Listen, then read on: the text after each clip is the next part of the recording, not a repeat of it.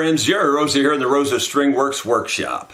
There's no actual instrument work in this. I just want to share some ideas, thoughts, and perhaps even a couple of tips about truss rods, neck relief, which I refer to sometimes as underbow, and people get upset about that, and we'll talk about why I do that in a minute.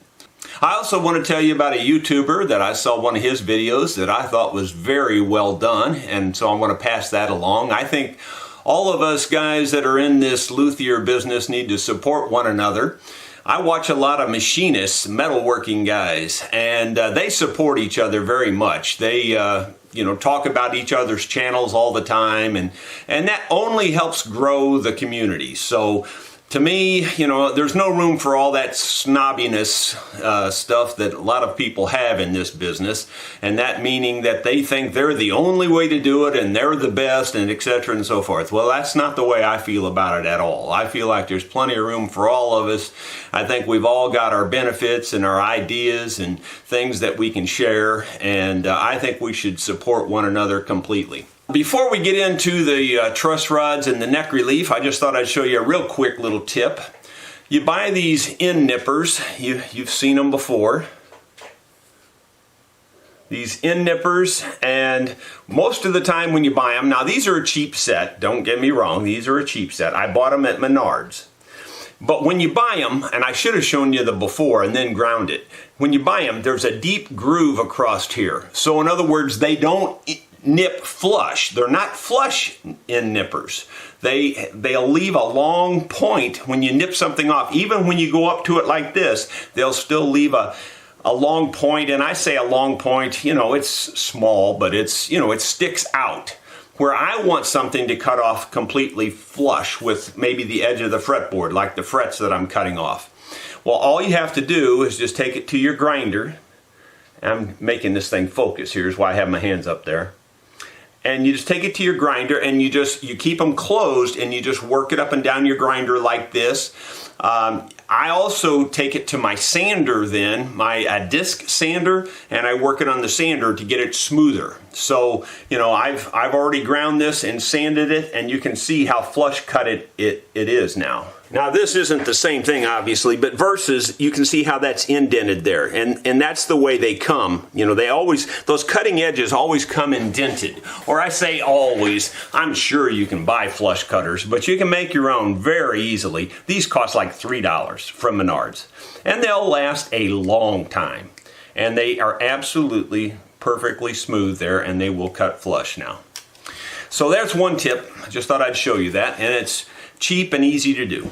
Most of the rest of this little video is going to be talking about truss rods and neck relief. And this was kind of sparked from my last video on that detailed setup of that Martin guitar, the Action. I didn't really have any big negative comments or anything, but people were asking about the neck relief and did I check that?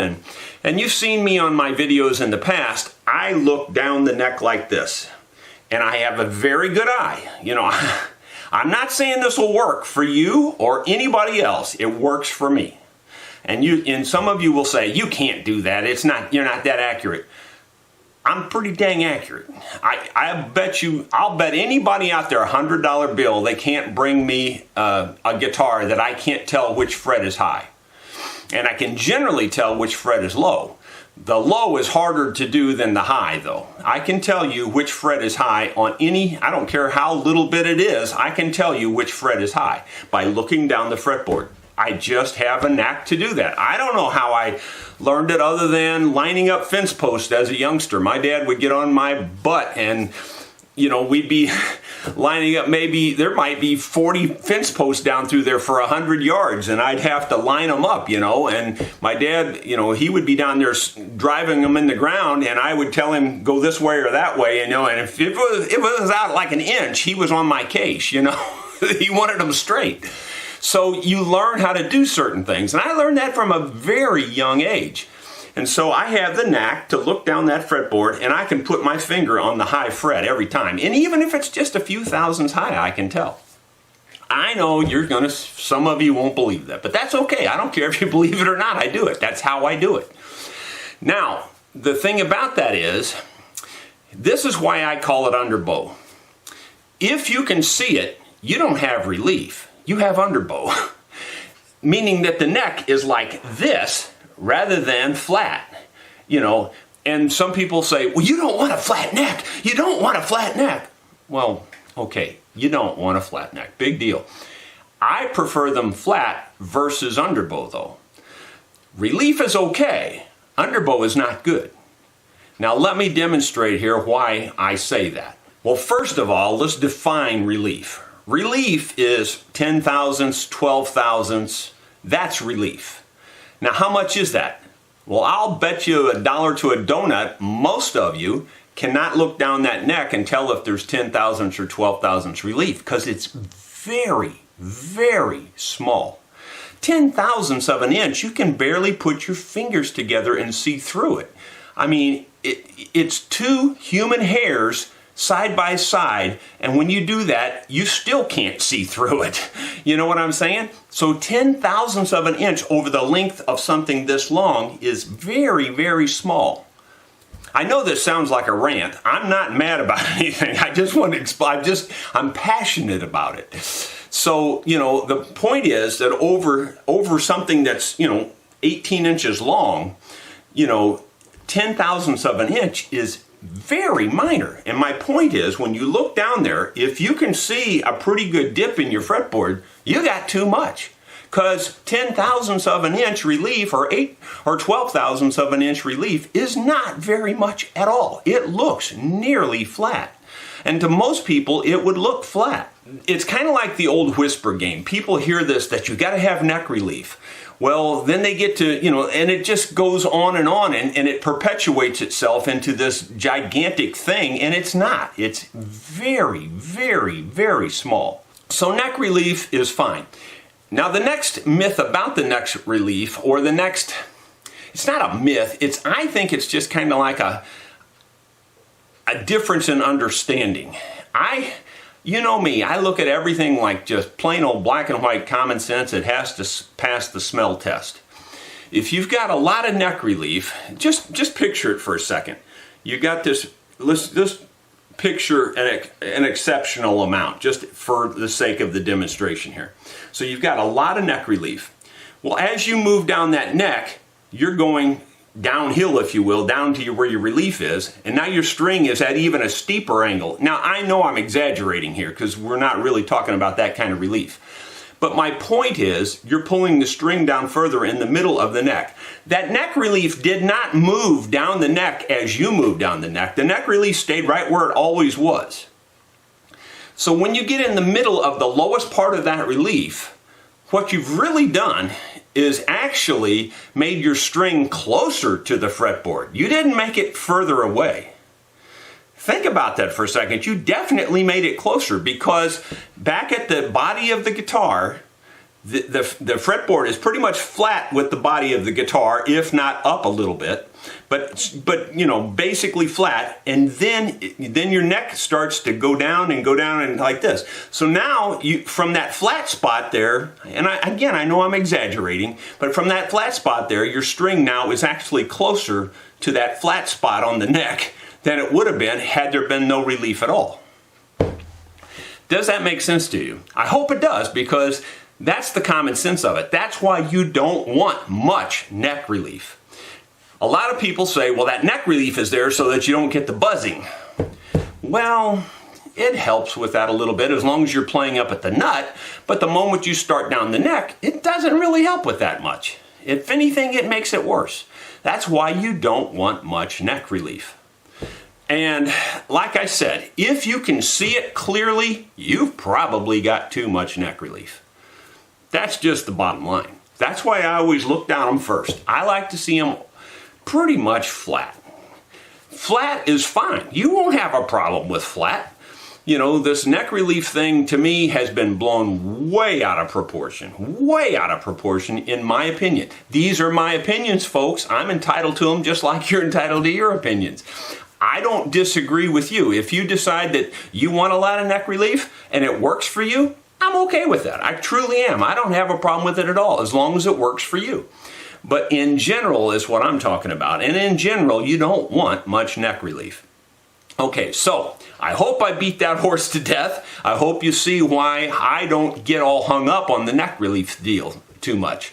I want to see a pretty flat neck. That's what I want to see. And especially on a mandolin, I want to see a pretty darn flat neck. Now, certainly I don't want an overarch, I don't want an overbow, or whatever you want to refer to it as. So to me, just to suffice it to say, neck relief is barely noticeable, underbow is very noticeable. That's the difference. So now I hope I've defined my terms there a little bit better for people. Okay, now the next thing about the truss rod. Again, I get this all the time, and for the last 40 years I've been in business, I've seen this misunderstanding, and it's a common misunderstanding. I'm not saying that you specifically have this misunderstanding, but in general, there's a huge misunderstanding about the truss rod. People think they can adjust their action by their truss rod. The truss rod can affect your action. That's different than saying you should adjust your action with the truss rod. Action is determined at two primary points, obviously, and I think most people know that. Your saddle and your nut. That's where you do 99.9% of your action adjustment. The truss rod is, again, your underbow or your relief. That's all your truss rod is for. In general, a lot of truss rods are put in with an underbow in them, so that when you tighten them, that underbow pulls out and lifts the neck in the middle.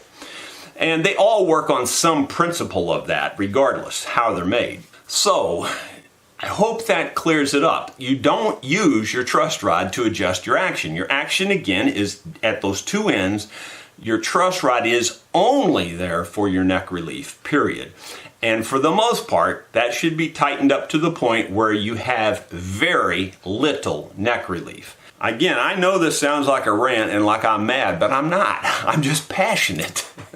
All right, I'm going to try to put 10/1000ths of an inch on here. It is so tiny, it's just hard to see. There's 10/1000ths of an inch exactly. Now keep in mind, that looks like more than it is, even on the camera. It's tiny. And keep in mind, that's stretched over something this long. You know, so it's very, very, very small. Like I said, if you can see it, you have too much. Okay, I beat that to death, and I know I did, and I apologize, but I get passionate about a couple of subjects that I really feel are totally misconstrued and misunderstood, and with way too much importance on both of them. You know, I've often said, I wish there were no truss rods in instruments at all. Because people, if anything they screw up, it's the truss rod. They either over tighten it or under tighten it or break it off or something. There's always somebody monkeying with the truss rod. And half the time they don't know what they're doing. I got an email from a fellow yesterday, just the day before yesterday, and he asked me about how he could adjust his truss rod to fix his action problem. You can't do it. All you can do is affect your action because of the underbow. And I don't know. Enough said. Okay, well, I'm going to put a link in the description of a fellow that I think you should watch his video. He built a guitar from scratch. He's got less than 3,000 subscribers. Now, the video has been viewed over 100,000 times, so it's a good video. And I would suggest that you watch this video. I think if you like my videos, I think he's done this very well and did a great job. And as I've said before, I think we should all support one another. Thank you for watching. I hope I didn't beat you up too bad.